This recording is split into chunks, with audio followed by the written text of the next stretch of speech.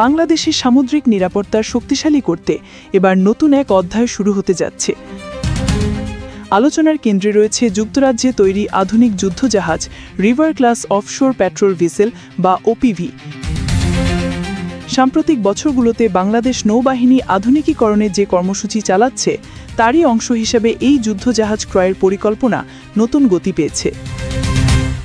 যুক্তরাজ্য ও বাংলাদেশের মধ্যে চলমান প্রতিরক্ষা আলোচনায় বিষয়টি আবারও গুরুত্ব পেয়েছে 2025 সালের অক্টোবর মাসে লন্ডনে অনুষ্ঠিত এক বৈঠকে, যেখানে বাংলাদেশের অন্তর্বর্তী সরকারের প্রধান উপদেষ্টা ডক্টর মোহাম্মদ ইউনুস ও যুক্তরাজ্যের বাণিজ্য দূত রোজি উইন্টারটন প্রতিরক্ষা সহযোগিতা সম্প্রসারণে একমত হন। বাংলাদেশ দীর্ঘদিন ধরেই যুক্তরাজ্যের সঙ্গে সামুদ্রিক সহযোগিতা বজায় রেখেছে। ইতিমধ্যে বাংলাদেশের নৌবাহিনীতে রয়েছে ব্রিটিশ উৎসের বেশ কয়েকটি জাহাজ, যেমন আইল্যান্ড ক্লাস ওপিভি এবং ক্যাসেল ক্লাস করভেট। এর মধ্যে বিএনএস সাঙ্গু, বিএনএস বিজয় ও বিএনএস ধলেশ্বরী ইতিমধ্যেই বঙ্গোপসাগরে টহল দিচ্ছে।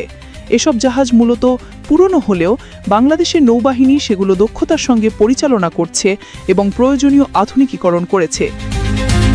কোনো নির্দিষ্ট মডেল বা সময়সীমা নির্ধারিত হয়নি। পরবর্তী সময়ে এই আলোচনার অগ্রগতি কিছুটা থেমে গেলেও 2025 সালে অন্তর্বর্তী সরকারের উদ্যোগে আবারও বিষয়টি সামনে আসে।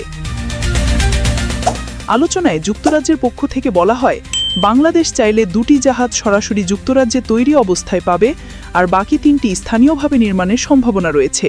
এই পরিকল্পনা বাস্তবায়িত হলে বাংলাদেশ শুধু আধুনিক যুদ্ধজাহাজই পাবে না, বরং জাহাজ নির্মাণ প্রযুক্তিতেও নতুন অভিজ্ঞতা অর্জন করবে।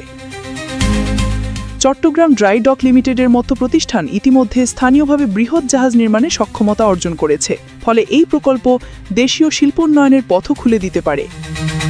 এই 5টি জাহাজ মূলত রিভার ক্লাস ওপিভি ব্যাচ 2 ধরনের হতে পারে, যা বর্তমানে ব্রিটিশ রয়্যাল নেভির অন্যতম কার্যকর টহল জাহাজ। প্রতিটি জাহাজ প্রায় 90 মিটার লম্বা, উন্নত সেন্সর, 30 মিলিমিটার কামান এবং হেলিকপ্টার অবতরণের ব্যবস্থা রয়েছে।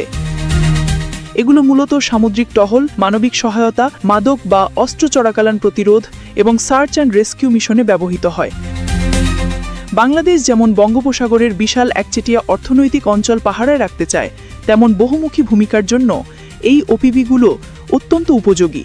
একই সময়ে যুক্তরাজ্যের আরেকটি গবেষণা জাহাজ HMS এন্টারপ্রাইজ বাংলাদেশে হস্তান্তরের প্রস্তুতি চলছে বলে উল্লেখ করা হয়েছে।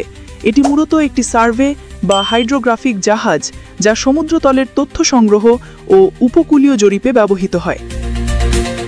2025 সালের মধ্যে এটি বাংলাদেশ নৌবাহিনীতে যোগ দিতে পারে বলে ধারণা করা হচ্ছে। এই উদ্যোগের পাশাপাশি বাংলাদেশ বিমান বাহিনীও তার MiG-29 বিমানগুলো আধুনিকীকরণ করছে, যাতে রয়েছে নতুন দীর্ঘ পাল্লার ক্ষেপণাস্ত্র ও উন্নত ইলেকট্রনিক ওয়ারফেয়ার সিস্টেম।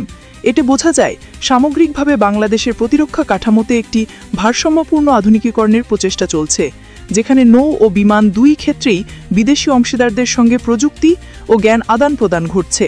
তবে এখনও পর্যন্ত যুক্তরাজ্য ও বাংলাদেশের মধ্যে 5টি যুদ্ধজাহাজ সংক্রান্ত কোনো আনুষ্ঠানিক চুক্তি স্বাক্ষরের তথ্য প্রকাশ পায়নি।